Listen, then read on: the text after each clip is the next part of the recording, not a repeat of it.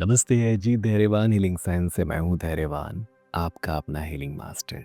साथियों, सूर्य ग्रहण आ रहा है 2 दिन बाद। कुछ ही दिन पहले चंद्र ग्रहण था, जिस पे हमने बहुत सारी चर्चाएँ की थी और बहुत सारी साधनाओं को पूरा किए थे।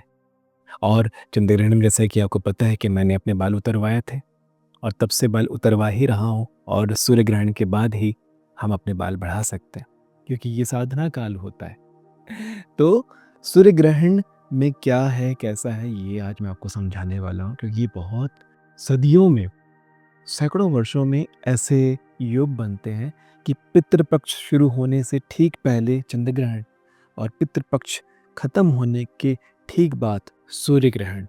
और सूर्य ग्रहण भी कौन से दिन? अमावस्या के दिन। ये अपने आप में एक बहुत बड़ा योग है कि सूर्य ग्रहण भी हो रहा है और अमावस्या भी है। और इससे भी बड़ी बात, अगले ही दिन नवरात्र का पहला दिवस शुरू हो जाएगा। ये ऐसा योग, बहुत हम भाग्यशाली हैं कि हम हमारे इस जन्म में हमें ये मिला है। और वह भी कौन से साल में मिलता है, ये देखिए। मंगल का साल, जो कि माना जाता है सबसे कठोर सालों में से एक, परीक्षाओं से भरा हुआ साल, सबसे ज़्यादा उग्रता, एग्रेशन से भरा हुआ साल है। बहुत दुर्घटना, ये वो दुनिया भर की चीज़ें हम पहले ही देख चुके हैं। और गणनाओं के हिसाब से चले तो न जाने और क्या-क्या देखना पड़ेगा। लेकिन ऐसे ही साल में ऐसे सौभाग्य के दिन भी पड़ रहे हैं। तो इस सब का हमें सीख समझना होगा, जो गुरुओं ने हमें सिखाया है, समझाया है कि इस समय अपने ऊर्जा को ऊपर उठा लीजिए, अपने जीवन को उच्च कर लीजिए, आध्यात्मिक ऊर्जा से अपने आप को भर लीजिए। क्योंकि आध्यात्मिक ऊर्जा ही वह ऊर्जा है जिसे आप इंग्लिश में कॉस्मिक एनर्जी कहते हैं। तो आध्यात्मिक ऊर्जा से अपने आप को भर लीजिए और अपने आप को इस साल, मंगल के इस साल में शक्तिशाली बना लीजिए। 3 ही महीने बचे हैं साल के और ये स्वर्णिम अवसर हमारे पास आया है। मंत्रों की शक्ति प्रबल हो जाएंगी। जिन मंत्रों का प्रयोग भी आप करेंगे, जिन मंत्रों को भी आप अपने अंदर धारण करेंगे, जिस इष्ट की भी शक्ति को आप अपने अंदर प्राप्त करना चाहेंगे, उन इष्ट की शक्तियाँ आप में आनी शुरू हो जाएगी। आपको महाशक्तियों का वरदान प्राप्त होगा इस एक सूर्य ग्रहण के दिन। हाँ, ये बात और है कि भारत में, हमारे देश में सूर्य ग्रहण का प्रभाव तो होगा, लेकिन दिखेगा नहीं। सूर्य ग्रहण आप देख नहीं पाएँगे, क्योंकि ये आगे प्रशांत महासागर से आगे की दिशा में दिखने वाला है। और सूर्य ग्रहण होगा भी कब? रात को। करीब 11 बजे से सूर्य ग्रहण शुरू होगा और 3 साढ़े 3 बजे तक, 3:23 है, साढ़े 3 बजे रात तक ये चलेगा, मध्य रात्रि में होगा। क्योंकि हमारे लिए रात्रि होगी, लेकिन उस दिशा में सूर्य तो दिख रहा होगा।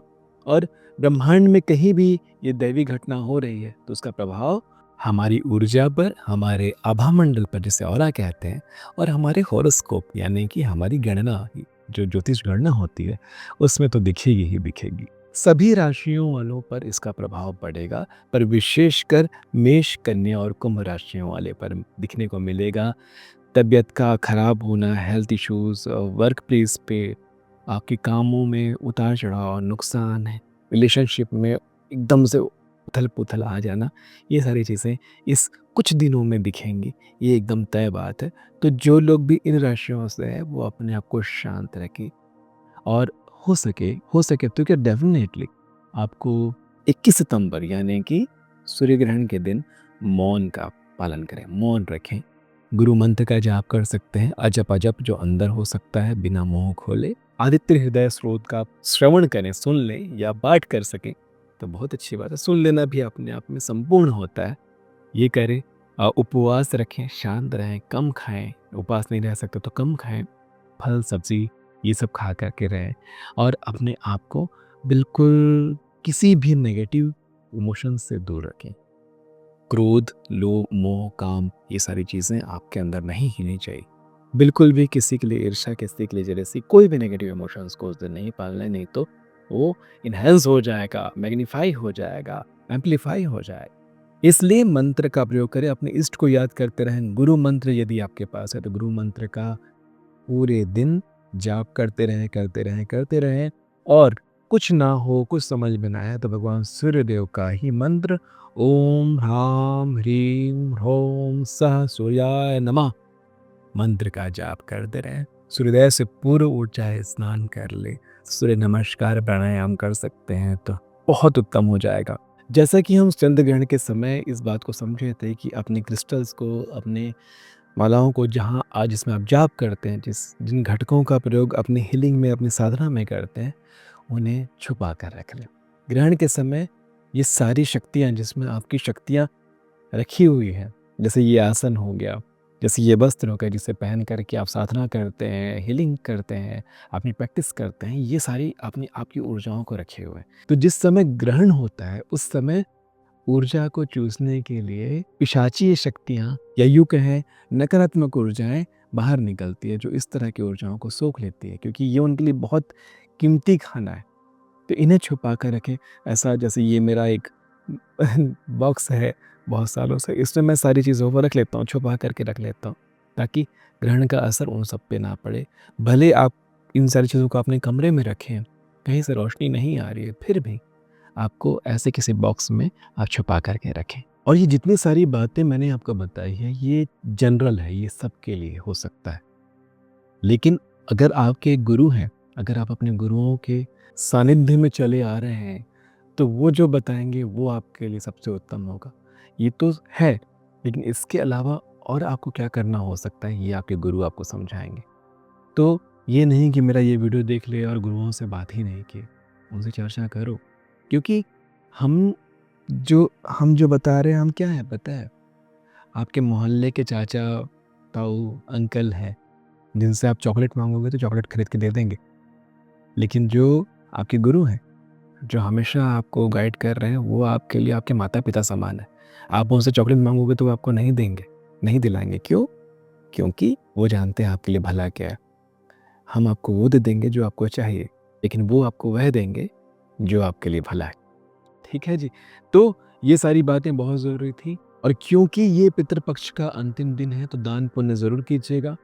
भूखों को खाना खिला दीजिए, गायों को, कुत्तों को, चींटियों को खाना खिला दीजिए। और ऐसे ही मंदिर में क्योंकि सूर्य ग्रहण के पश्चात स्नान करके मंदिर जाते ही हैं, तो कोई ऐसा गरीब बालक, बालिका, कोई ऐसा दिख जाए तो उन्हें कुछ दिला दीजिए, हो सके तो एकदम अपनी क्षमता, सामर्थ्य और समय को ध्यान में रखते हुए कुछ जूते, कपड़े जो हो सकता है वो दिला दीजिए।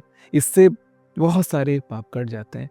और मंत्र जाप का प्रभाव ये कुछ ऐसा होगा जैसे कि एक के बदले हज़ार। जो सामान्य दिवस में, जो सामान्य दिन में, रोज़मर्रा में आप एक मंत्र करते हैं और उससे जो आपको फल मिलता है, जो ऊर्जा प्राप्त होती है, वो आज के दिन यानी कि सूर्य ग्रहण के दिन आपको वो 1000 गुना होगी। उसका उसका जो बल होगा, उसका जो ऊर्जा होगा। तो ये सब कुछ बातें थी जो आपको बतानी थी। अब आप समझ चुके हैं। साधना में लग जाइए, हम सब तो लगे हुए हैं। अब ये सारा कुछ उसी के लिए है। ये पूरा होने के पश्चात फिर नॉर्मली जो हम चर्चा करते हैं अपने अध्यायों में, अपने वीडियोज़ में, वो सारी चीज़ें हम आपको बताएँगे जी। आशा करता हूँ ये अध्याय भी आपको बहुत अच्छे से समझ में आया होगा। मिलते हैं आने वाले अध्यायों में। तब तक के लिए नमस्ते है जी।